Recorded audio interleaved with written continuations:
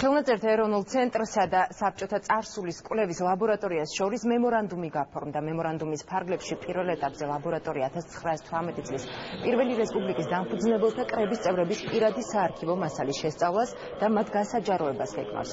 მასალა ხელნაწერთა ეროვნულ ცენტრშია დაცული. ხელმომწერთა განცხადებით ერთობლივი პროექტი ნებისმიერ დაინტერესებულ პირს საბჭოთა წარსულის უკეთ გაცნობაში დაეხმარება.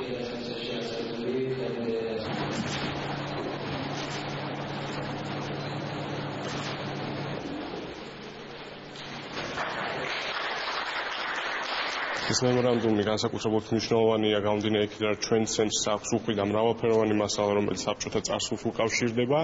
ეს მასალა, რა თქმა უნდა, მასალის შესწავლა მიმდინარეობს, თუმცა სამომავლოდ ჩვენ ამ კვლევით ორგანიზაციასთან ერთად გეგმავთ უფრო საფუძვლიან და მრავლისმომცველ კვლევითი პროექტების განხორციელებას.